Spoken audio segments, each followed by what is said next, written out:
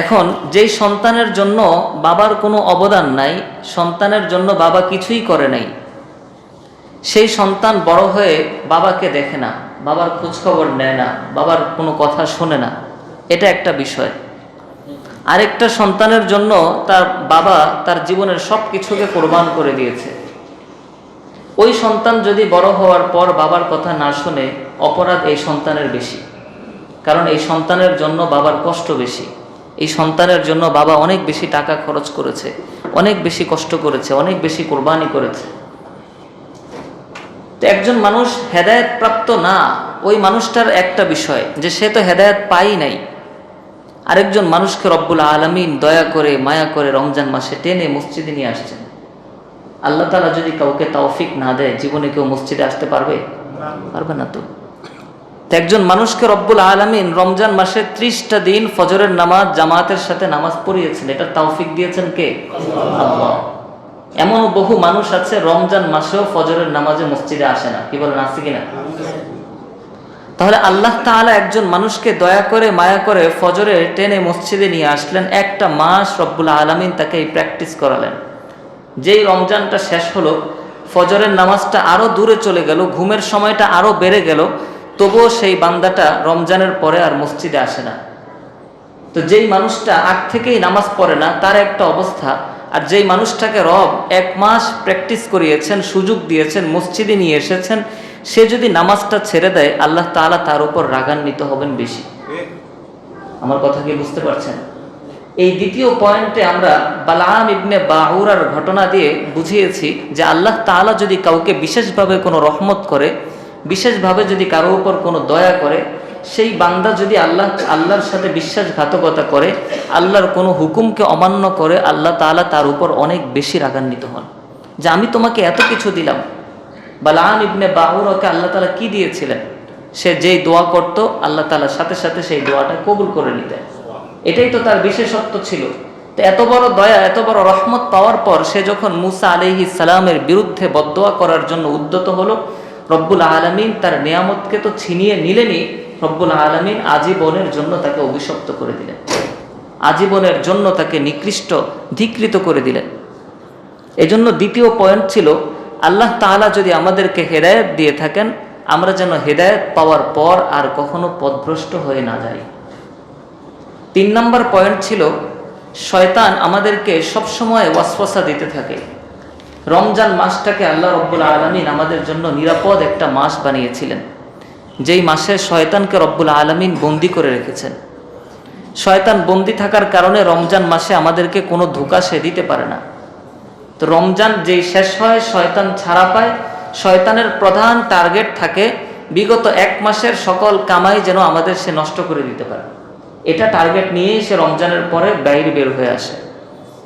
তো 3 নম্বর পয়েন্ট, রমজান পরবর্তী আমাদের করণীয় যে শয়তান যেন আমাদেরকে ধোঁকা দিতে না পারে। রমজান মাসে যেমন শয়তান থেকে আমরা দূরে থেকেছি, আল্লাহ তাআলা দূরে রেখেছেন, রমজানের পরবর্তীতে সারা আরো 11 মাস আগামী রমজান পর্যন্ত আমরা যেন শয়তান থেকে বেঁচে থাকতে পারি, সতর্ক থাকতে পারি। এই পয়েন্টে আলোচনা করতে গিয়ে গত জুমায় আমরা একটা গুরুত্বপূর্ণ বিষয় আমাদের সামনে এসেছে। এই বিষয়টা আমরা আলোচনা করেছি যে শয়তান আমাদের প্রকাশ্য দুশমন, এই ঘোষণা দিয়েছেন কে? আল্লাহ। এই পৃথিবীতে আমাদের সবচেয়ে বড় শত্রু কে বলেন তো? শয়তান। শয়তানের চেয়ে মানব জাতির বড় শত্রু আর কেউ নাই। ইন্না শাইতানা লাকুম আদুউম মুবিন। নিশ্চয়ই শয়তান তোমাদের প্রকাশ্য দুশমন। কিছু দুশমন আমাদের আছে, যেই দুশমনদেরকে আমরা চিনি না। আমার বন্ধু আমার দুশমন, আমার ভাই আমার দুশমন, কিন্তু আমি তাকে দুশমন হিসাবে চিনি না, আমি তাকে বন্ধু মনে করি। আমি মনে করি সে তো আমার ব্যবসায়িক পার্টনার, কিন্তু সে আমার অনেক বড় শত্রু, ভিতরে ভিতরে শত্রু। কিন্তু শয়তান যে আমাদের শত্রু, এটা কি গোপন বিষয় না প্রকাশ্য বিষয়? প্রকাশ্য বিষয়। সে মানব জাতির সৃষ্টির শুরু লগ্ন থেকে তার শত্রুতা শুরু, যে বিষয়টা পৃথিবীর প্রত্যেকটা মানুষের জানা আছে। প্রত্যেকটা মানুষ জানে যে সে আমার শত্রু। এত স্পষ্টভাবে একজন শত্রুকে চেনার পরেও কেন আমরা সেই শত্রুর ফাঁদে পা দিব? সেই শয়তান থেকে আমাদেরকে সতর্ক থাকতে হবে। শয়তান রব্বুল আলামিনকে চ্যালেঞ্জ জানিয়ে এসেছে, সে আমাদেরকে বিভিন্নভাবে ধোঁকা দিবে। সূরাতুল আরাফের মধ্যে আল্লাহ সুবহানাহু ওয়া তাআলা শয়তানের সেই প্রতিশ্রুতিটা, শয়তান কিভাবে আমাদেরকে ধোঁকা দিবে, সূরা আরাফের 17 নম্বর আয়াতে আল্লাহ তাআলা উল্লেখ করেছেন। শয়তান আল্লাহ রাব্বুল আলামিনকে লক্ষ্য করে বলে, সুম্মা লাআতিয়ান্নাহুম মিন বাইনি আইদিহিম, আল্লাহ অবশ্যই অবশ্যই আমি মানব জাতির কাছে আসব তাদের সামনের দিক থেকে। বলেন কোন দিক থেকে আসবে? সামনের দিক থেকে। মিন বাইনি আইদিহিম ওয়া মিন খালফিহিম, সামনের দিক থেকে এসেছি, মানুষ আমার থেকে সতর্ক হয়ে গেছে, আমার ফাঁদে পা দেয় নাই, আমি এখন এমন না যে হতাশ হয়ে চলে যাব, আমি এখন আসব পিছন দিক থেকে। ওয়া মিন খালফিহিম, খুব ভালো করে খেয়াল করেন। ওয়ান আইমানিহিম, পিছন দিক থেকে ধোঁকা দিতে এসেছি, সে ধোঁকার মধ্যে পা দেয় নাই, সে সতর্ক থেকেছে, আমি শয়তান হতাশ হয়ে চলে যাব না। ওয়ান আইমানিহিম, আমি এবার আসবো ডান দিক থেকে। আমার কথা কি বুঝতে পারছেন? এটা কার কথা? শয়তানের কথা। রব্বুল আলামিন পবিত্র কোরআনে উল্লেখ করে মানব জাতিকে সতর্ক করছেন, আমাদেরকে সতর্ক করছেন। এর চেয়ে স্পষ্টভাবে আর কি বলা যায়? আল্লাহ তাআলা বলেন, ওয়ান আইমানিহিম ওয়ান শামাইলিহিম, শয়তান বলে আমি ডান দিক থেকে এসেছি, তাকে ধোঁকা দিতে পারি নাই, আমি শয়তান নিরাশ হয়ে চলে যাব না, আমি আসবো বাম দিক থেকে, আমি আসবো নিচের দিক থেকে, আমি আসবো উপরের দিক থেকে। ধোঁকা দেওয়ার যতগুলো মাধ্যম আছে, যতগুলো পদ্ধতি আছে, পথ আছে, পন্থা আছে, আমি শয়তান সব পন্থা সব পথ তার উপর প্রয়োগ করব, তবুও আমি মানুষকে ধোঁকা দিয়েই ছাড়বো, দিয়েই ছাড়বো, দিয়েই ছাড়বো। এই প্রতিশ্রুতি, এই প্রতিজ্ঞা শয়তান করে এসেছে সেই 1000 বছর আগে। ওয়ালা তাজিদু আকসারহুম শাকিরিন, শয়তান আল্লাহকে বলে, আল্লাহ আপনি যে মানুষকে এত মায়া করে দয়া করে সৃষ্টি করেছেন, যেই মানবকে, যে আদমকে সিজদা না দেওয়ার জন্য আপনি আমাকে অভিশপ্ত করেছেন, আমি শয়তান আপনাকে একটা কথা বলে দিচ্ছি, লা তাজিদু আকসারহুম শাকিরিন, এই মানব জাতির অধিকাংশকেই আপনি শুকরগুজার বান্দা হিসাবে পাবেন না। বাস্তবেও তো সেটা বাস্তব না? পৃথিবীতে যত পরিমাণ মানুষ আছে, অধিকাংশ মানুষ মুসলমান না অমুসলিম? অমুসলিম। অধিকাংশ মানুষ আল্লাহকে মানে নাকি অস্বীকার করে? অস্বীকার করে। ওয়ালা তাজিদু আকসারহুম শাকিরিন। আল্লাহ তাআলা বলেন, তোমার এই কথা আমার শোনার দরকার নেই। ক্বালা খরুজ মিনহা মাযউমান মাদহুরা, এই জান্নাত থেকে তুমি ধিক্কৃত লাঞ্ছিত হয়ে বের হয়ে যাও। তোমার এই প্রতিশ্রুতি, তোমার এই জিনিস আমার শোনার দরকার নেই। আল্লাহ রাব্বুল আলামিন বলেন, ইল্লা ইবাদাকা মিনহুমুল মুখলাসিন, শয়তান তখন বলে দেয়, আল্লাহ তোমার সব বান্দাদেরকে আমি ধোঁকা দিতে পারলো, তোমার খাঁটি কিছু বান্দা থাকবে, মুখলিস কিছু বান্দা থাকবে, যেই বান্দাদেরকে আমি শয়তান যত চেষ্টাই করি ধোঁকা দিতে পারবো না। সুবহানাল্লাহ। আল্লাহ রাব্বুল আলামিন শয়তানকে বলেন, শয়তান তুমি আমার বান্দাকে কতবার ধোঁকা দিবা? আমার বান্দাকে দিয়ে কত তুমি গুনাহ করাবা? তুমি যতবার ধোঁকা দিবা, তুমি যতবার আমার বান্দাকে দিয়ে গুনাহ করাবা, আমি আল্লাহ আজকে ঘোষণা দিয়ে দিলাম, আমার বান্দা যদি খাঁটি দিলে তওবা করে, যদি সে 1000 লক্ষ কোটি অপরাধও করে, আমি আমার বান্দাকে মাফ করে দিব। আর কোনো টেনশন আছে? শয়তানের আর কোনো কিছু আছে এখন? সে সারা জীবন মেহনত করে একজন মানুষকে ইসলামের বিরুদ্ধে কাজে লাগিয়েছে। ওই মানুষটা মৃত্যুর আগে যদি একবার কালিমা পড়ে ফেলে, একবার যদি মন থেকে বলে ফেলে, আল্লাহ জীবনে যা করেছি, অন্তর থেকে যদি সেই ব্যক্তি বলে, আল্লাহ অনেক অপরাধ করেছি, তুমি আমাকে মাফ করে দাও, বলেন তো আল্লাহ তাআলা ক্ষমা করবেন কিনা? আল্লাহ বলেন, লাউ বানাগাত যুনুবুকা আনানাস সামা।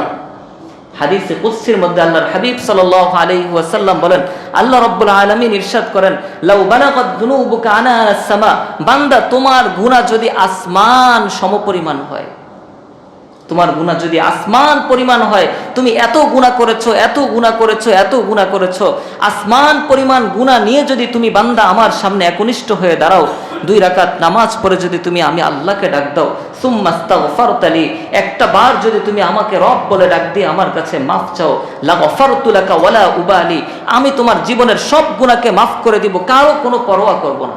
সুবহানাল্লাহ। এই ঘোষণা দিয়েছেন কে? আল্লাহ। তো শয়তান আমাদেরকে ধোঁকা দেওয়ার জন্য বিভিন্নভাবে চেষ্টা করবে, বিভিন্নভাবে সে আমাদেরকে ধোঁকা দিতে চাইবে।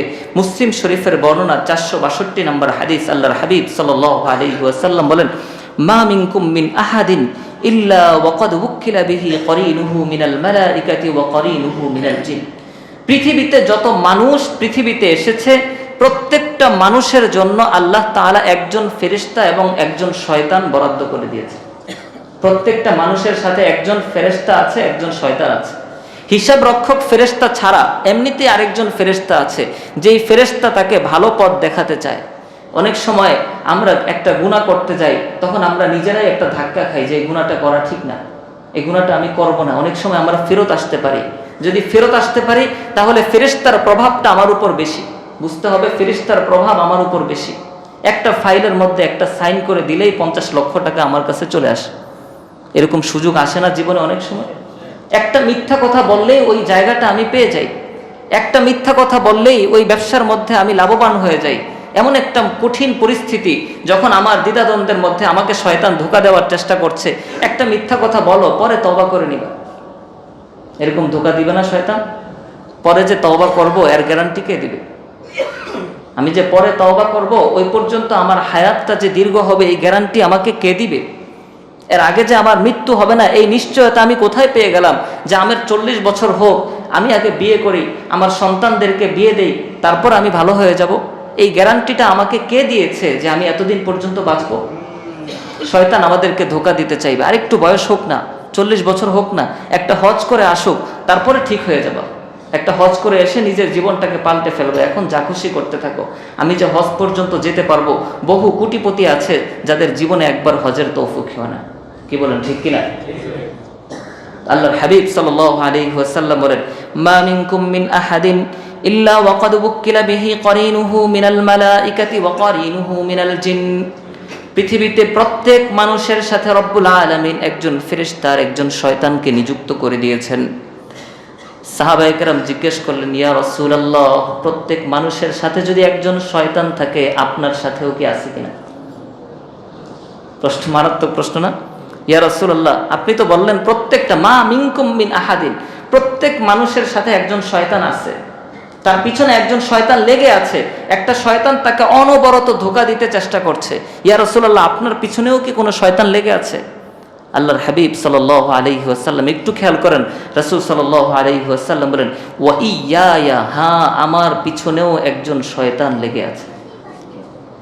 ইল্লা আন্নাল্লাহ আ'আনানি ফাআসলাম, কিন্তু আল্লাহ তাআলা আমাকে বিশেষভাবে সাহায্য করেছেন বলে আমার পিছনে যেই শয়তান লেগে আছে সেই শয়তান আমার কোনো ক্ষতি করতে পারে না। আমার কথা কি বুঝে আসছে? তাহলে রাসূল সাল্লাল্লাহু আলাইহি ওয়াসাল্লাম এই হাদিসের মধ্যে কতটা গুরুত্ব দিয়ে বুঝালেন যে দেখো মানুষ, উম্মত, তোমার পিছনে কিন্তু সবসময় একটা শয়তান লেগে আছে, আমি রাসূলের পিছনেও শয়তান লেগে আছে। এই কথাটা বলে রাসূল সাল্লাল্লাহু আলাইহি ওয়াসাল্লাম জিনিসটাকে আরো বেশি গুরুতর, এটা যে আরো বেশি মারাত্মক, আরো বেশি ভয়াবহ, এটা যে আমার পিছনে সবসময় লেগে আছে, এই গুরুত্বটা বুঝালেন যে মানুষ, তোমার পিছনে কিন্তু সবসময় একটা শয়তান লেগে আছে।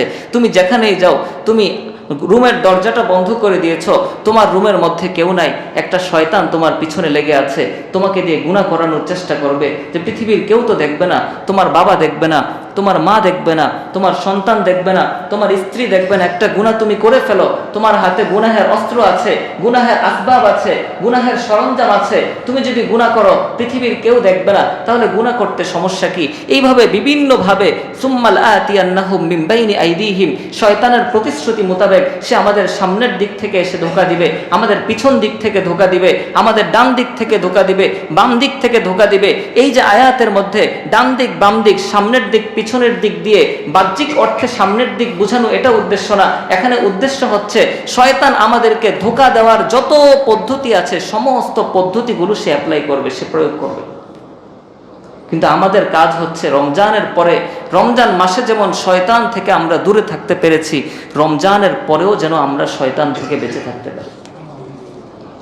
আল্লাহর হাবিব সাল্লাল্লাহু আলাইহি ওয়াসাল্লাম, বুখারীর বর্ণনা 2038 নম্বর বর্ণনা, রাসূলুল্লাহ সাল্লাল্লাহু আলাইহি ওয়াসাল্লাম ইরশাদ করেন, একবার আল্লাহর হাবিব সাল্লাল্লাহু আলাইহি ওয়াসাল্লাম মসজিদের মধ্যে বসা, সন্ধ্যা হয়ে গেছে, রাত হয়ে গেছে, তখন তো আমাদের মতো এত আলোকিত সমাজ ছিল না, অন্ধকার হয়ে গেছে পরিবেশ।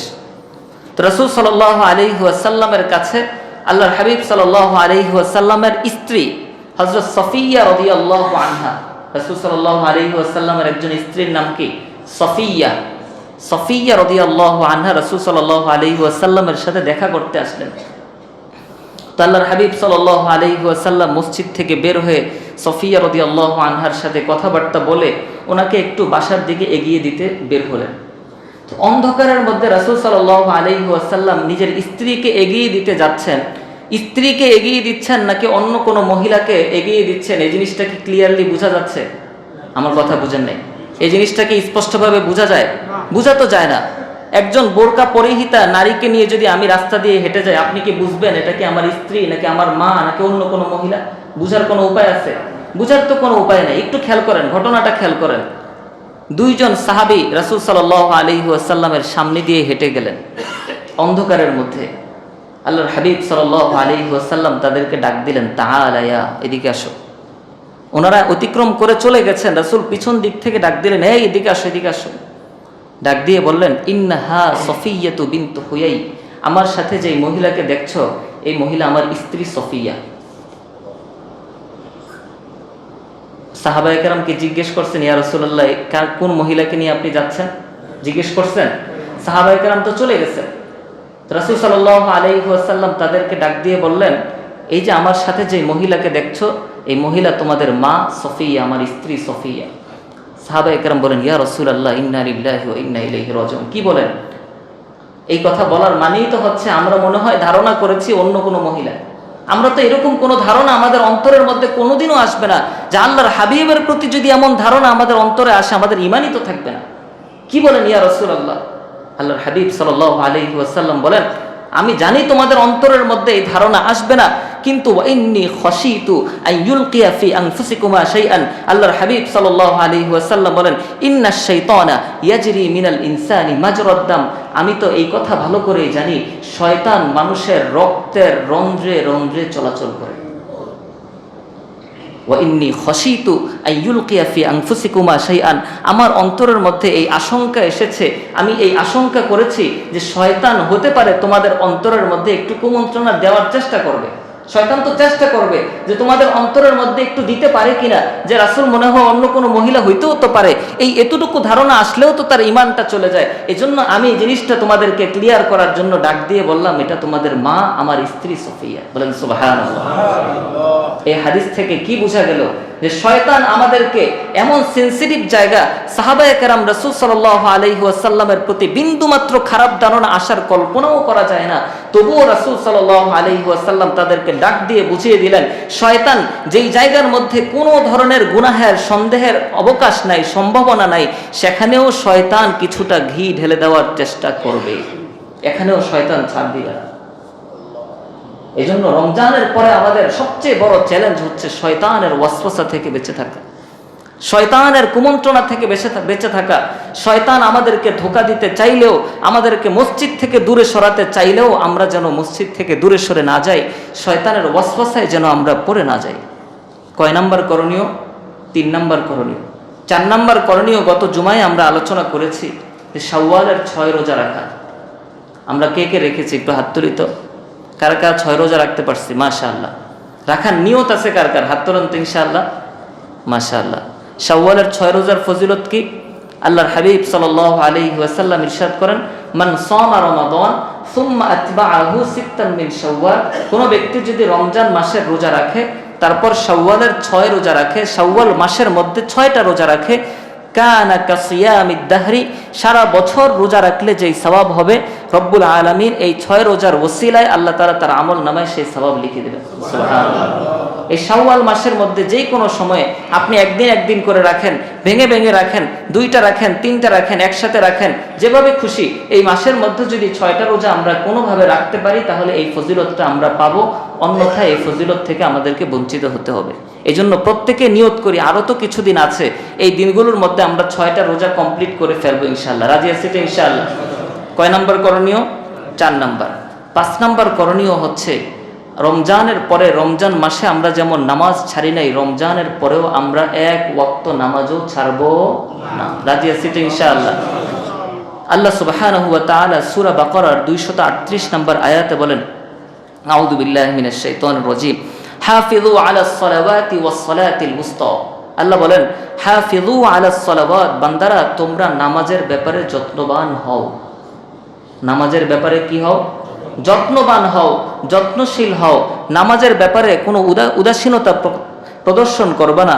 নাসাই শরীফের 466 নম্বর আয়াত আল্লাহর হাদিস, আল্লাহ রাসূল সাল্লাল্লাহু আলাইহি ওয়াসাল্লাম ইরশাদ করেন, ইন্না আউওয়ালা মা ইউহাসাবু বিহিল আবদু ইয়াউমাল কিয়ামাতি সালাতুহু, নিশ্চয়ই কিয়ামতের দিন সর্বপ্রথম যেই বিষয়টার হিসাব নেওয়া হবে সেটা হচ্ছে বান্দার নামাজের হিসাব নেওয়া হবে। কিয়ামতের দিন সর্বপ্রথম আপনার রোজার হিসাব হবে না, আপনার দান সৎকার হিসাব হবে না, কিসের হিসাব হবে? নামাজের হিসাব হবে। ফাইন বুজিদাত তাম্মাতান কুতিবাত তাম্মা, কোন ব্যক্তি যদি নামাজের হিসাবের মধ্যে কোন ব্যক্তির হিসাবটা পাকাপাকি হয়ে গেল, সে নামাজের হিসাবের মধ্যে যদি সে পার পেয়ে গেল, নামাজের হিসাবটা যদি সে সুন্দরভাবে দিতে পারলো, কুতিবাত তাম্মাতান, তার অন্যান্য আমল নামার মধ্যে ঘাটতি থাকলেও রব্বুল আলামিন সেই ঘাটতিগুলো পরিপূর্ণ করে দিবেন। বলেন সুবহানাল্লাহ। ওয়া ইন ইনতাকাসাত মিনহা শাইউন, নামাজের হিসাবের মধ্যে হিসাব দিতে গিয়ে হিসাব নিতে গিয়ে দেখা গেল কিছু ওয়াক্ত নামাজ তার হিসাবের মধ্যে ঘাটতি আছে, সে তার জীবনে 20 ওয়াক্ত নামাজ ছেড়ে দিয়েছে, যে নামাজের ব্যাপারে দুনিয়াতে তাওবা করেও আসতে পারে নাই। যদি কোনো ব্যক্তি নামাজ ছেড়ে দেয় আর তাওবা করে ফেলে, তাহলে তো এই হিসাব তো আর সমস্যা হবে না। আল্লাহ তাআলা যদি ক্ষমা করে দেন তাহলে তো আর সমস্যা নেই। কিন্তু কিছু নামাজ কোনো ব্যক্তির থেকে গেল, যেই নামাজগুলো 5 ওয়াক্ত নামাজ, 10 ওয়াক্ত নামাজ, 50 ওয়াক্ত নামাজ, 100 ওয়াক্ত নামাজ, 100 রাকাত নামাজ বা 300 রাকাত নামাজ, 200 রাকাত নামাজ, সারা জীবনের মধ্যে এমন কিছু নামাজ তার রয়ে গেছে যেই নামাজগুলো সে পড়তেও পারে নাই, যেই নামাজগুলোর কাজাও সে করে নাই, তাওবাও করে নাই, এই অবস্থায় ঘাটতি রেখেই সে আখিরাতে চলে আসছে। আল্লাহ রাব্বুল আলামিন ফেরেশতাদেরকে জিজ্ঞেস বলবেন, উনজুরু হাল তাজিদুনা লাহু মিন তাতাওউইন, ফেরেশতারা তোমরা আমার এই বান্দার আমলনামাটা ভালো করে খুঁজে দেখো তো, তার কিছু নফল নামাজ, নফল ইবাদত পাও কিনা। বলেন সুবহানাল্লাহ। আমরা যে বলি বেশি বেশি নফল নামাজ পড়বেন, বেশি বেশি নফল ইবাদত করবেন, কিছু ভাইদের মানসিকতা এতটা খারাপ হয়ে গেছে, এতটা নিচু হয়ে গেছে মানসিকতার মধ্যে ঢুকে গেছে যে ফরজ নামাজ না পড়লে গুনাহ হবে, ফরজ নামাজ পড়বো, নফল নামাজ না পড়লে গুনাহ নাই, নফল নামাজ পড়ার কি দরকার। হিসাবটা এমন যেন গুনাহ যদি না হয় তাহলে সেই আমলটা করা যাবে না। আমার কথা বুঝে আসছে? এরকম মানসিকতা আছে না? এই জুমার নামাজের পরে কয়জন মানুষ সুন্নত পড়ে? সুন্নত ছেড়ে দিয়ে চলে যায় না আমরা অনেকে? সুন্নত নামাজ, যে নামাজটা আল্লাহ রাসূল সাল্লাল্লাহু আলাইহি ওয়াসাল্লাম পড়েছেন, আপনি বলতে পারেন এই নামাজ যদি আমি কোনো একদিন ছেড়ে দেই কোনো কারণবশত, এটা তো ফরজ না, এটা তো ফরজের মতো কোনো গুনাহ তো হবে না। আপনি কিয়ামতের ময়দানে আপনার যদি ফরজে ঘাটতি চলে আসে, তখন তো আপনি সুন্নতের জন্য, নফলের জন্য ধরা খেয়ে যাবেন। ভাই, কেন আপনি এই জায়গার মধ্যে ঘাটতি রাখছেন? আপনি সুন্নতগুলো সুন্দরভাবে আদায় করেন না। কোনো ব্যক্তি যদি প্রতিদিন 12 রাকাত সুন্নতে মুআক্কাদা আদায় করে, আল্লাহ রাসূল সাল্লাল্লাহু আলাইহি ওয়াসাল্লাম ইরশাদ করেন, রব্বুল আলামিন তার জন্য জান্নাতে একটা ঘর তৈরি করে দেন। প্রতিদিন সুন্নতে মুআক্কাদা কত রাকাত? 12 রাকাত না? ফজরে কয় রাকাত? 2 রাকাত। জোহরে 6 রাকাত, শুরুতে 4 শেষে 2, কত রাকাত? 6। ফজর আর জোহর মিলে কত হলো? 8 রাকাত। আসরের মধ্যে সুন্নতে মুআক্কাদা নাই। মাগরিবের শেষে কত রাকাত? 2 রাকাত, কত হলো? 10। ঈশার নামাজের পরে আবার কত রাকাত? 2 রাকাত সুন্নতে মুআক্কাদা, কত রাকাত হলো? 12 রাকাত। এই 12 রাকাত সুন্নতে মুআক্কাদা তো পড়তেই হবে। যে সুন্নতে মুআক্কাদা এমন সুন্নতকে বলে যে সুন্নত রাসূল সাল্লাল্লাহু আলাইহি ওয়াসাল্লাম জীবনে কখনো ছাড়েন নাই। আমার কথা কি বুঝে আসছে? এরপর আপনার যদি সুযোগ থাকে আপনি আসরের আগে 4 রাকাত পড়েন। আপনি যখনই মসজিদে প্রবেশ করেন, যদি নিষিদ্ধ ওয়াক্ত না হয় তাহলে তাহিয়াতুল মসজিদ পড়েন, ওযু করে আসলে তাহিয়াতুল ওযু পড়েন, বিভিন্ন নফল নামাজগুলো খুঁজে খুঁজে বের করে পড়ার চেষ্টা করেন, ইশরাকের নামাজ পড়েন, ফজরের নামাজ পড়ে শুধু শুধু বাইরে বের না হয়ে একটু অপেক্ষা করি, সূর্য উদয় হওয়ার পর আমরা ইশরাকের নামাজ 2 রাকাত নামাজ পড়ি, 4 রাকাত নামাজ পড়ি, কিছু নফল নামাজ পড়ে তারপর বাসার দিকে রওনা হই। কোনো ব্যক্তি যদি ইশরাকের নামাজ 2 রাকাত নামাজ পড়ে, আল্লাহ রাসূল সাল্লাল্লাহু আলাইহি ওয়াসাল্লাম বলেন তার আমল নামায় আল্লাহ তাআলা একটা মাকবুল হজের সওয়াব লিখে দেন। এইভাবে ছোট ছোট নফল ইবাদতগুলো আমরা একদমই গুরুত্ব দেই না, একদমই মূল্য দেই না। অনেকে শাওয়ালের 6 রোজা শুধুমাত্র এই কারণেই রাখে না, এটা তো নফল রোজা, না রাখলে গুনাহ নেই। কিন্তু রাখলে যে আমার পুরো বছরের রোজার সওয়াবটা পেয়ে যাচ্ছি, আমার ফরজ রোজার মধ্যে ঘাটতি হলে কিয়ামতের ময়দানে এটা দিয়ে যে রব্বুল আলামিন আমার ঘাটতিটা পূরণ করে দিতে পারেন, এই উসিলায় যে আমাকে মাফ করে দিতে পারেন, এই চিন্তাটা আমাদের মনের মধ্যে আসে না। আমি যদি 2 রাকাত নফল নামাজ প্রতিদিন পড়ি, কিয়ামতের ময়দানে আমার 2 রাকাত ফরজের ঘাটতি হলো, রব্বুল আলামিন কি চাইলে পারেন না ওই 2 রাকাত নফল দিয়ে ফরজের ঘাটতি পূরণ করতে? যদিও সারা জীবনের নফল নামাজ একত্র করলেও 1 রাকাত ফরজের সমতুল্য হবে না, এটা গুরুত্বের বিবেচনায়। খুব ভালো করে খেয়াল করবেন, এই জিনিসটা আমরা অনেকে ভুল করি। যে আমরা চিন্তা করি সারা জীবন যদি নফল নামাজ পড়ি 1 রাকাত ফরজের সমপরিমাণ হবে। সারা জীবনের নফল নামাজ কি 1 রাকাত ফরজের সমপরিমাণ হবে? কেন হবে না? কারণ ফরজ তো আল্লাহ তাআলার আদেশ। আমার কথা কি বুঝতে পারছেন? তো সমপরিমাণ হবে না এটা একটা বিবেচনা, কিন্তু কিয়ামতের ময়দানে যখন আপনার 50 রাকাত ফরজের ঘাটতি হয়ে যাবে, ওইদিকে 50 রাকাত নফল নামাজ আপনার আছে, তো 50 রাকাত ফরজ আর 50 রাকাত নফল কি সমান গুরুত্বের বিবেচনায়? সমান তো না, কিন্তু সংখ্যার বিবেচনায় সমান কিনা? আমার কথা বুঝেন নাই? রাকাত তো 50টা, সিজদা তো ঠিক পরিমাণ আছে, তাশাহুদ তো ঠিক পরিমাণ আছে, হয়তো ওইটা রবের আদেশ ছিল বিদায় ওইটা ফরজ, ওইটার গুরুত্ব বেশি। এখানে রবের সরাসরি আদেশ ছিল না বিদায় এটার গুরুত্বটা একটু কম ছিল, কিন্তু আকার আকৃতি একরকম, সিজদা একরকম, তাকবীর একরকম, তাহরিমা একরকম, নামাজ একরকম, সমস্ত ইবাদতগুলো একরকম। সূরা ফাতিহা পড়া লাগছে, সূরা ফাতিহার সাথে সূরা মিলানো লাগছে, সিজদা দেওয়া লাগছে, তাশাহুদ পড়া লাগছে, সবই তো একরকম। রব্বুল আলামিন কি আকৃতির দিকে চেয়ে, আকৃতির দিকে তাকিয়ে কি রব্বুল আলামিন এটা দিয়ে ওটার ঘাটতি পূরণ করে দিতে পারেন না? এই কথাটাই তো আল্লাহর হাবিব সাল্লাল্লাহু আলাইহি ওয়াসাল্লাম এই হাদিসের মধ্যে বলছেন, হাল তাজিদুনা লাহু মিন তাতাওউইন, ফেরেশতাদেরকে বলবেন, ফেরেশতারা তোমরা আমার বান্দার আমল নামাটা খুঁজে দেখো, কোনো নফল নামাজ, কোনো নফল ইবাদত পাও কিনা।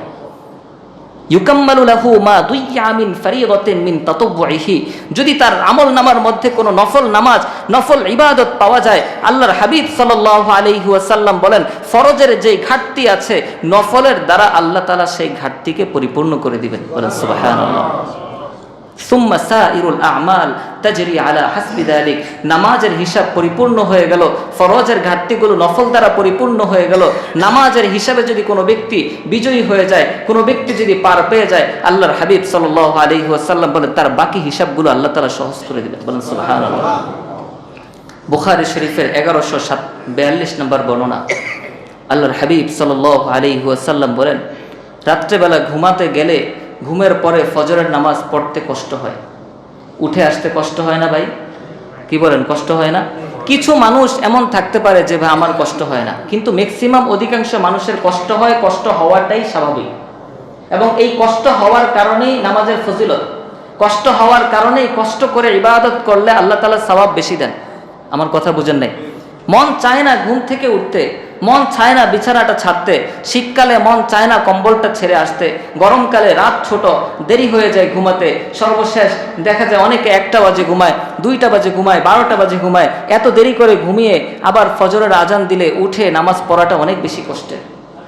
কিন্তু এই কষ্ট করে যে ব্যক্তিরা নামাজ পড়বে, এই কষ্টটা হওয়ার আরেকটা কারণ হচ্ছে শয়তান আমাদের পিছনে রাত্রেবেলা বিশেষভাবে লেগে থাকে। শয়তান কি করে? বুখারীর এই বর্ণনার মধ্যে আল্লাহর হাবিব সাল্লাল্লাহু আলাইহি ওয়াসাল্লাম ইরশাদ করেন, ইয়াকিদুশ শাইতানু আলা কাফিয়াতি রাসি আহাদিকুম সালাসা উকদি। খুব ভালো করে বুঝেন, আল্লাহ রাসূল সাল্লাল্লাহু আলাইহি ওয়াসাল্লাম বলেন মানুষ যখন রাত্রেবেলা ঘুমিয়ে যায়, ইদা হুয়া নাম, যখন কোনো ব্যক্তি রাত্রেবেলা ঘুমিয়ে যায়, শয়তান তার মাথার পিছন দিকে 3টা গিট দেয়। কয়টা গিট দেয়? আমার কথা বুঝেন নাই? 3টা গিট দেয়। 3টা গিট দেওয়া মানে 3টা ঝাড়ফুঁক করে শয়তান, তদবির করে। তদবির বুঝেন তো? আমাদের সমাজে তদবির আছে না? শয়তান এরকম তদবির করে, 3টা গিট দেয় ঘাড়ের পেছনে, মাথার পিছন দিকে 3টা গিট দেয়। প্রত্যেকটা গিট দেওয়ার সময় শয়তান বলে, আলাইকা লাইলুন তাওয়িলুন ফারকুদ, রাত অনেক লম্বা ঘুমাও। তদবির কিছু একটা বলে ফু দেওয়া লাগবে না? শয়তান কি বলে ফু দেয়? লম্বা রাত ঘুমাইতে থাকো। সহিহ হাদিসের বর্ণনা বলছি, বুখারী শরীফের 1142 নম্বর বর্ণনা, আলাইকা লাইলুন তাওয়িলুন ফারকুদ, রাত অনেক লম্বা, ফারকুদ ঘুমাইতে থাকো, কোনো টেনশন নাই। শয়তান যখন গিট দেয় তখন ঘুমটা অনেক বেশি আরামদায়ক হয়ে যায়। দেখবেন অনেক বড় বড় রুগী সারা রাত ঘুম আসে না, কিন্তু ফজরের ওয়াক্তটা যখন হয়ে যায় তখন অটোমেটিক ঘুম চলে আসে। কি বলেন, কথা ঠিক কিনা? কারণ ওই সময় শয়তান আপনাকে বিশেষভাবে আপনার খিদমতে নিয়োজিত থাকে, কোনোভাবেই যেন আপনি বিছানাটা ছাড়তে না পারেন। কিন্তু শয়তান যতই কুমন্ত্রণা দেখ, যতই ওয়াসওয়াসা দেখ, শয়তানের কিন্তু এই ক্ষমতা নাই যে সে জোর করে আপনাকে ধরে রাখবে। আমার কথা কি বুঝতে পারছেন? শয়তানের যদি ক্ষমতা থাকতো, সে আপনার গেটের দরজাটা বন্ধ করে রাখতো বাহির দিক থেকে, যেন আপনি বের হতে না পারেন। যদি শয়তানের ক্ষমতা থাকতো, আপনার মাথার পিছনে সে গিট দিত না, সে আপনার বাড়ির গেটের মধ্যে আলাদা একটা এক্সট্রা তালা লাগিয়ে দিত, যেন আপনি কোনোভাবে ফজরের নামাজে আসতে না পারেন। কি বলেন, ক্ষমতা থাকলে এটা করতো না? অবশ্যই করতো। কিন্তু শয়তানকে তো আল্লাহ তাআলা সেই ক্ষমতা দেয় নাই। শয়তানকে দিয়েছে সে শুধুমাত্র আপনাকে একটু উস্কে দিতে পারে, একটু কুমন্ত্রণা দিতে পারে, কিন্তু কোনো মানুষকে কোনো কাজে শয়তান বাধ্য করতে পারে না। আমার কথা কি বুঝে আসছে? এই জন্য কিয়ামতের ময়দানে কোনো মানুষ শয়তানের উপর দোষ চাপিয়ে কোনো মানুষ বাঁচতে পারবে না। কোনো মানুষ এই কথা বলে আল্লাহর কাছে পার পেতে পারবে না যে আল্লাহ শয়তানের ওয়াসওয়াসায় করেছি, আমি তো ইচ্ছা করে করি নাই। আরে বাবা, তুমি তো ইচ্ছা করেই করেছো। শয়তান শুধুমাত্র তোমাকে কুমন্ত্রণা দিয়েছে, তোমার সামনে জিনিসটার সৌন্দর্য উপস্থিত করেছে, তুমি নিজে গ্রহণ করেছো। শয়তান গ্রহণ করায় নাই তোমাকে দিয়ে, তুমি নিজে গ্রহণ করেছো, তুমি স্বেচ্ছায় গ্রহণ করেছো। আমার কথা কি বুঝে আসছে? তাহলে মানুষের পিছনে কয়টা গিট দেয় শয়তান? সবাই বলেন কয়টা গিট দেয়? 3টা গিট। এই হাদিসটা আমাদের বাস্তব জীবনের জন্য অত্যন্ত গুরুত্বপূর্ণ, অত্যন্ত গুরুত্বপূর্ণ একটা হাদিস। আল্লাহ রাসূল সাল্লাল্লাহু আলাইহি ওয়াসাল্লাম বলেন, ফাইন ইস্তাইকাযা ফাযাকারাল্লাহ ইন হাল্লাত উকদাতুন, কোন ব্যক্তি যদি ঘুম থেকে উঠে, ঘুম ভেঙে গেছে, ঘুম থেকে শয়তানের ওয়াসওয়াসাকে ভেঙে সে উঠে গেছে, উঠার পর যদি আল্লাহ তাআলাকে স্মরণ করে, কাকে স্মরণ করে? ঘুম থেকে উঠার পর কি বলে আমরা আল্লাহকে স্মরণ করি? আলহামদুলিল্লাহিল্লাযী আহইয়ানা বা'দামা আমাতানা ওয়া ইলাইহিন নুশুর। এই দোয়াটা আমরা পড়ি না? এই দোয়ার অর্থ কি? আলহামদুলিল্লাহিল্লাযী, সমস্ত প্রশংসা ওই আল্লাহর জন্য, আহইয়ানা বা'দামা আমাতানা, যিনি আমাকে ঘুম নামক মৃত্যু দেওয়ার পর আবার নতুন জীবন দান করলেন। সুবহানাল্লাহ। ঘুম কিন্তু একটা মৃত্যু, তো এই মৃত্যুর পরে জীবন দিয়েছেন কে? আল্লাহ। এই জন্য মানুষ ঘুম থেকে উঠার পর আল্লাহ তাআলার প্রশংসা করতে হয়, কারণ আল্লাহ তাআলা যদি আমাকে জীবন না দিতেন, বহু মানুষ এমন আছে একবার ঘুমায়, এই ঘুমটাই তার শেষ ঘুম হয়ে যায়। কি বলেন? ঘুমের মধ্যে অনেক মানুষ মারা যায় না? আলহামদুলিল্লাহিল্লাযী আহইয়ানা বা'দামা আমাতানা, যিনি আমাকে মৃত্যু দেওয়ার পর আবার পুনরায় জীবন দিয়েছেন, যেই সত্তা, সমস্ত প্রশংসা সেই আল্লাহর জন্য। ওয়া ইলাইহিন নুশুর, তার দিকেই আমাকে ফিরে যেতে হবে। দুনিয়াতে আমি থাকতে পারবো না, তার কাছেই ফেরত যেতে হবে, তার দিকেই ফিরে যেতে হবে, তার কাছেই আমাকে চলে যেতে হবে। এই দোয়াটা কোনো ব্যক্তি যদি পড়ে, আল্লাহ তাআলাকে যদি স্মরণ করে, জিকির করে, কিছু মানুষেরা দেখবেন আলহামদুলিল্লাহ, আমাদের কিছু ভাইদের অভ্যাস এমন আছে, ঘুম থেকে সজাগ হওয়ার পর অটোমেটিক তার মুখ দিয়ে জিকির বের হয়। কি বলেন, আছে না? ঘুম থেকে উঠার পরে রাত্রেবেলাও যখন দেখবেন 12টার দিকে হঠাৎ ঘুম ভেঙে গেছে, আপনার বাবার রুম থেকে দেখবেন লা ইলাহা ইল্লাল্লাহর আওয়াজ আসছে, আস্তাগফিরুল্লাহর আওয়াজ আসছে, সুবহানাল্লাহর আওয়াজ আসছে, তখন আপনি বুঝতে পারেন যে আমার বাবার ঘুম ভেঙে গেছে। কি বলেন? এরকম অভ্যাস আছে না? এই অভ্যাসটা আমাদের করা দরকার। আল্লাহ রাসূল সাল্লাল্লাহু আলাইহি ওয়াসাল্লাম বলেন, কোন ব্যক্তি যদি ঘুম থেকে উঠার পর আল্লাহ তাআলাকে স্মরণ করে, আল্লাহর জিকির করে, আল্লাহর প্রশংসা করে, ইনহাল্লাত উকদাতুন, শয়তান যে 3টা গিট দিয়েছে, ওই জিকির করার সাথে সাথে অটোমেটিক একটা গিট খুলে যায়। বলেন সুবহানাল্লাহ। খুব ভালো করে খেয়াল করেন, গিট আছে কয়টা? আর আছে কয়টা? 2টা। একটা গিট খুলে গেছে কিসের মাধ্যমে? জিকিরের মাধ্যমে। বলেন কিসের মাধ্যমে? জিকিরের মাধ্যমে। ঘুম থেকে উঠে জিকির করবো তো ইনশাআল্লাহ। যদি জিকির না করেন, গিট কিন্তু লেগে আছে। 2 নাম্বার, ফাইন তাওয়াদ্দা ইন হাল্লাত উকদাতুন, জিকির করার পর আমরা উঠে কি করি? ওযু করতে যাই। আল্লাহ রাসূল সাল্লাল্লাহু আলাইহি ওয়াসাল্লাম বলেন, যদি ওই ব্যক্তি জিকির করার পর উঠে সুন্দরভাবে ওযু করে, ওযু করার সাথে সাথে শয়তানের দেওয়া দ্বিতীয় গিটটা খুলে যায়। বলেন সুবহানাল্লাহ। ফাইন সাল্লা ইন হাল্লাত উকদাতুন, ওযু করার পর আমরা কি করি? নামাজে চলে আসি। কোনো ব্যক্তি যদি ওযু করার পর নামাজে চলে আসে, যদি সেই ব্যক্তি নামাজ আদায় করে, সাথে সাথে শয়তানের দেওয়া তৃতীয় গিটটাও খুলে যায়। বলেন সুবহানাল্লাহ। ফাসবাহা নাশীতান তাইয়িবান নাফসি, যখন শয়তানের দেওয়া অলসতার 3টা গিট সেই ব্যক্তি খুলে ফেললো, তে সে ব্যক্তি সকাল করলো একদম উদ্যমী হয়ে, একদম স্বচ্ছ হয়ে, তার অন্তরের মধ্যে কোনো ধরনের ক্লান্তি নাই, কোনো ধরনের ডিপ্রেশন নাই, কোনো ধরনের পেরেশানি নাই। রব্বুল আলামিন তাকে সুন্দর একটা হৃদয় দিয়ে সকাল করার তৌফিক দিয়ে দেন। বলেন সুবহানাল্লাহ। খুব ভালো করে এই হাদিসটা বুঝবেন।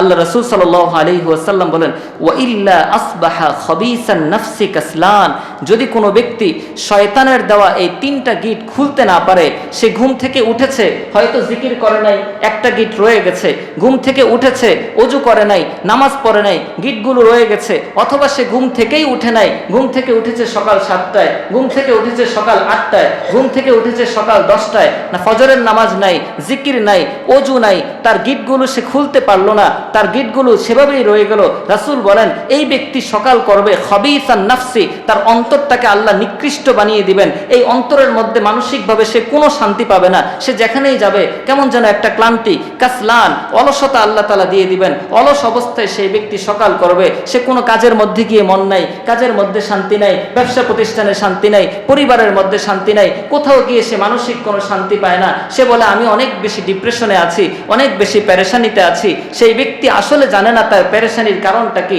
তার মাথার পিছনে যে গিটগুলো রয়ে গেছে, 40 বছর যাবৎ কিছু মানুষ এমন আছে 30 বছর ধরে ফজরের নামাজ পড়ে না। 30 বছরের প্রত্যেকটা দিন যদি শয়তান 3টা করে গিট দেয়, 30 বছরের প্রতিদিনের 3টা করে গিট হলে তার মাথার পিছনে শয়তানের কতগুলো গিট জমে আছে। এই গিটগুলো তো সে জিকির করে খুলে নাই, এই গিটগুলো সে ওযু করে খুলে নাই, এই গিটগুলো সে ফজরের নামাজ পড়ে খুলে নাই। এত এত শয়তানের গিট নিয়ে, শয়তানের এত এত কুমন্ত্রণা নিয়ে, এত এত প্রভাব নিয়ে, শয়তানের এত এত প্রভাব বিস্তারকারী এই গিটগুলো নিয়ে সেই ব্যক্তি কিভাবে দুনিয়াতে শান্তিতে থাকবে? সে পারিবারিক জীবনে কিভাবে সফল হবে? সে ব্যবসায়িক জীবনে কিভাবে সফল হবে? আমরা যে বলি আমরা মানসিকভাবে শান্তি পাই না, অন্তরের মধ্যে শান্তি নাই, আমরা কি একটা বার চিন্তা করি আমাদের মানসিক অশান্তির মূল কারণটা কোত্থেকে আসছে? একটু খেয়াল করবেন প্রিয় ভাই, এই হাদিসটা শুধু শুনে গেলাম আর ভুলে গেলাম এই জন্য না, এই হাদিসটা আসলে আমাদের জীবনের জন্য অত্যন্ত গুরুত্বপূর্ণ। আপনি একটু চিন্তা করেন যে আজকে ফজরের নামাজ যদি আমি না পড়ে থাকি, আমার মাথার পিছনে তো 3টা গিট আছে, এই গিটগুলো তো রয়ে গেছে, শয়তানের দেওয়া এই গিটগুলোর প্রভাবে তো আমি মানসিকভাবে শান্তি পাচ্ছি না। আর যেই ব্যক্তি ফজরের নামাজ পড়ে তাকে আপনি জিজ্ঞেস করবেন, সে অনেক বেশি ঋণগ্রস্ত, তার অনেক পেরেশানি থাকতে পারে, অনেক সমস্যা থাকতে পারে, কিন্তু অন্তরে আল্লাহ তাআলা কোনো ধরনের অশান্তি রাখেন না। কোনো ব্যক্তি যদি ফজরের নামাজ পড়ে তার অন্তরে কোনোদিনও অশান্তি থাকতে পারে না, অন্তরে কোনোদিনও ডিপ্রেশন নামক জিনিস তার অন্তরের মধ্যে আসতেই পারে না। আল্লাযীনা আমানু ওয়া তাতমাইন্নু কুলুবুহুম বিযিকরিল্লাহ, রব্বুল আলামিন তো ঘোষণা দিয়েই দিয়েছেন যারা মুমিন তাদের অন্তরটা আল্লাহর জিকিরের দ্বারা আল্লাহ তাআলা প্রশান্ত করে দেয়। সুবহানাল্লাহ। এই জন্য প্রিয় ভাই, আখিরাতের কথা যদি আপনি বাদ দেন, আখিরাতের কথা যদি আপনি হিসাব থেকে বাদও দেন, শুধুমাত্র দুনিয়ার চিন্তাটাও যদি করেন, দুনিয়ার স্বার্থটাও যদি দেখেন, দুনিয়ার স্বার্থেও তো আমাকে ফজরের নামাজটা পড়তে হয়। যদি দুনিয়াতে আমি মানসিক শান্তি চাই, দুনিয়াতে যদি আমি সফল হতে চাই, আমি যদি একজন সফল বাবা হতে চাই, একজন সফল স্বামী হতে চাই, একজন সফল সন্তান হতে চাই, একজন সফল চাকরিজীবী হতে চাই, একজন সফল ব্যবসায়ী হতে চাই, একজন সফল উদ্যোক্তা হতে চাই, আমি যাই হতে চাই না কেন, আমার সকালটা যদি খবিসুন নাফস, নিকৃষ্ট অন্তর নিয়ে আমি সকাল শুরু করলাম, কাসলান, অলসতা নিয়ে আমি সকাল শুরু করলাম, আমার অন্তরের মধ্যে কোনো সুখ নাই, তাহলে আমার সফলতা আসবে কোত্থেকে?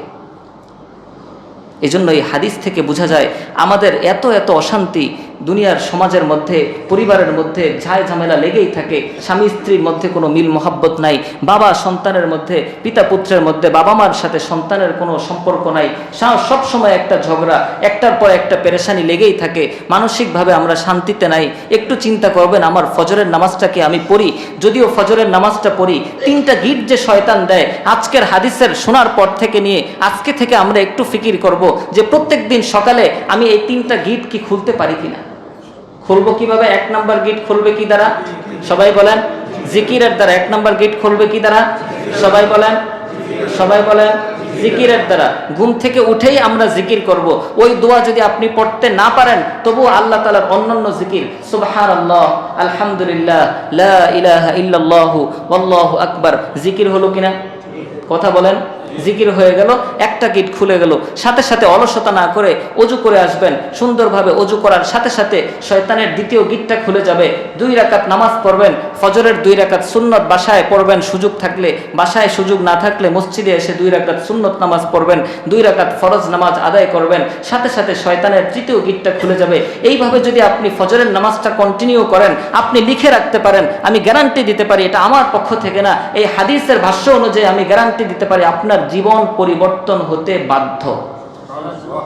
কি বলেন? রাজি আছি তো ইনশাআল্লাহ? কারা কারা প্রত্যেকদিন ফজরের নামাজ পড়বো? হাত তুলি ইনশাআল্লাহ।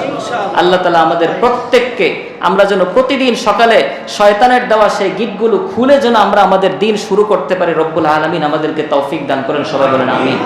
কয় নাম্বার কাজ গেল? রমজান পরবর্তী 5 নাম্বার। কয় নাম্বার? 5 নাম্বার। 6 নাম্বার করণীয় হচ্ছে, রমজান মাসে আমরা অনেকে কোরআনকে কাছে নিয়েছি, রমজানের পরে আবার কোরআনটাকে সেলফে রেখে দিয়েছি। কি বলেন? বাস্তব কি অবস্থা? রমজানের পরেও আমরা কোরআনটাকে ভুলে যাব না। রমজান মাসের সময় একটু বেশি পেয়েছি, বেশি তিলাওয়াত করেছি। রমজানের পরে প্রতিদিন একটু সময় আমি বের করি, 10টা মিনিট সময় বের করি, 20 মিনিট সময় বের করি। মসজিদে এসে বসে আছি, 10 মিনিট সময় আছে, তাকের মধ্যে একটা কোরআন আছে, আপনি কোরআনটাকে একটু নামান না। আপনি ভালো করে পড়তে পারেন না, সূরা ফাতিহাটা তো পড়তে পারেন, আপনি বসে বসে একটু সূরা ফাতিহার উপরে হাত বুলান না, একটু একটা লাইন তিলাওয়াত করেন, একটা আয়াত পড়ার চেষ্টা করেন। কোথাও একটু সন্দেহ হলে আপনি একজনকে জিজ্ঞেস করেন যে ভাই এই আয়াতটা কিভাবে পড়তে হয়। এই যে একটা চর্চা কোরআনের সাথে, এই যে একটা সম্পর্ক, আল কোরআন হুজ্জাতুল লাকা আও আলাইক, কিয়ামতের ময়দানে যেই জিনিসগুলো মানুষের পক্ষে অথবা বিপক্ষে আল্লাহর কাছে সুপারিশ করবে, এর মধ্যে কোরআন একটা। কোরআন হয়তো আপনার পক্ষে আল্লাহর কাছে সুপারিশ করবে অথবা আপনার বিরুদ্ধে সাক্ষ্য দিবে। আল কোরআন হুজ্জাতুল লাকা আও আলাইক, এই কোরআন হয়তো আপনার পক্ষে আসবে নয়তো বিপক্ষে আসবে। তা আমি কোরআন পড়তে পারি না, আমি কোরআন তেলাওয়াত জানি না, কোরআন আমি ধরে দেখি না, কোরআনের সাথে আমার কোনো সম্পর্ক নাই, আমি কি আশা করতে পারি কোরআন আমার পক্ষে সাক্ষ্য দিবে? কথা বলেন। যদি কোরআন আমার বিরুদ্ধে দাঁড়ায়, আমার জান্নাতে যাওয়ার কোনো উপায় আছে? প্রিয় ভাই, কোরআনের সাথে সম্পর্ক করি। কোরআন যদি পড়তে না পারি, কোরআনটা শেখার চেষ্টা করি। এই চ্যালেঞ্জ নেই যে মৃত্যুর আগে কোরআনকে অশুদ্ধ রেখে আমি মরব না, কোরআনকে শুদ্ধ করেই আমি যেন কবরে যেতে পারি, এই চেষ্টা এবং দোয়া আল্লাহর কাছে করতে হবে। কোরআন আল্লাহ রাব্বুল আলামিনের সবচেয়ে বড় নিয়ামত। এই কোরআনের কারণে এই উম্মত সর্বশ্রেষ্ঠ উম্মত, এই কোরআনের কারণে এই নবী, আমাদের নবী সর্বশ্রেষ্ঠ নবী। এই কোরআনের কারণে এই পৃথিবী টিকে আছে। যতদিন পৃথিবীতে কোরআন থাকবে ততদিন পৃথিবী টিকে থাকবে। রব্বুল আলামিন যখন পৃথিবী ধ্বংস করতে চাইবেন, তখন সর্বপ্রথম কোরআনকে উঠিয়ে নেবেন। আপনারা জানেন না হাদিস? এই কোরআনের বদৌলতে, কোরআনের উসিলায় আমরা টিকে আছি, কোরআনের উসিলায় পৃথিবী টিকে আছে। এই পৃথিবীতে আমাদের দু চোখে আমরা যা কিছু দেখি সব হচ্ছে আল্লাহ রাব্বুল আলামিনের মাখলুক। সব কিছুকে আল্লাহ তাআলা সৃষ্টি করেছেন, কিন্তু কোরআনকে আল্লাহ তাআলা সৃষ্টি করেন নাই। কোরআন আল্লাহর কালাম। বলেন সুবহানাল্লাহ। কোরআন আল্লাহর কথা, এটা আল্লাহর সৃষ্টি না। মানুষ আল্লাহ সৃষ্টি করেছেন, আসমান আল্লাহ সৃষ্টি করেছেন, জমিন আল্লাহ সৃষ্টি করেছেন, আল্লাহর কালাম আল্লাহ সৃষ্টি করেন না, এটা আল্লাহর কালাম। পৃথিবীতে শুধুমাত্র কোরআনই একমাত্র বস্তু যেটা আল্লাহর সৃষ্টি না, মাখলুক না।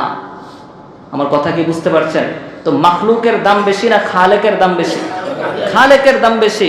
রব্বুল আলামিনের কালামের দাম এই পৃথিবীর সবচেয়ে বেশি, সবকিছুর চেয়ে বেশি। এই কালামের সাথে যেই জিনিস লাগবে সেই জিনিসকে আল্লাহ দামি বানিয়ে দিবেন।